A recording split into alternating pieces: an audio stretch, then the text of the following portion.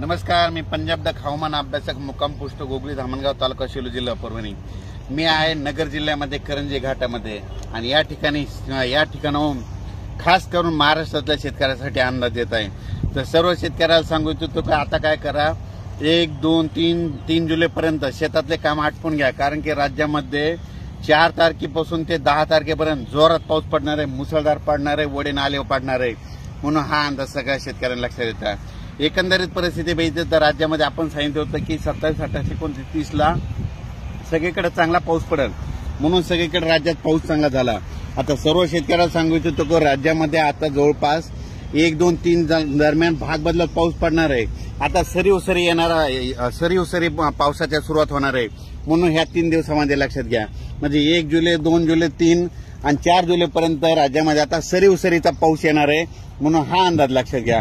परत शेतकऱ्याला सांगू इच्छितो की राज्यात आता ह्या 3 दिवसात ज्यांना शेतीचे कामे आटपायचे तर त्यांनी आटपून घ्या, कारण की राज्यामध्ये 4 जुलैपासून ते 10-11 जुलैपर्यंत जोरदार पाऊस पडणार आहे, वडे नाले वाहणारा पाऊस पडणार आहे।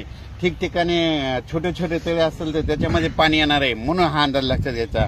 एकंदरीत परिस्थिती बघायची झाली तर राज्यामध्ये म्हणजे सध्या आता एकदम पाऊस एकदम बंद होणारच नाही, चालूच राहणार आहे, म्हणून हा अंदाज सर्व शेतकऱ्यांना लक्षात घ्यायचा। अचानक जर कधी वातावरण झालं तर लगेच एक मी ताबडतोब मेसेज देतच असतो, पण तरी परंतु सर्व शेतकऱ्याला सांगू इच्छितो ह्या 3-4 दिवसामध्ये 3 जुलैपर्यंत तुम्ही शेतीचे कामे आटपा, कारण की राज्यामध्ये 4 ते 10 दररोज वेगवेगळ्या भागात जोराचा पाऊस पडणार आहे, म्हणून हा अंदाज लक्षात घ्यायचा।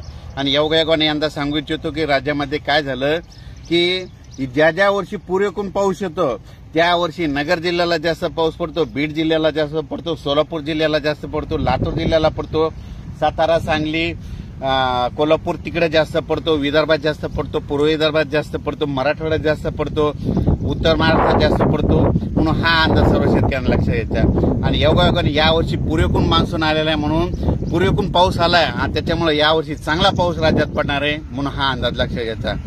म्हणून सर्व परत सांगतो की राज्यामध्ये 4 जुलै ते 11 जुलैपर्यंत राज्यात चांगला पाऊस पडणार आहे, म्हणजे वडे नाले वाहणारा पाऊस असणार आहे, दररोज वेगवेगळ्या भागात पडन पण पाणीच पाणी होणार आहे, म्हणून हा अंदाज सर्व शेतकऱ्यांना लक्षात घ्यायचा।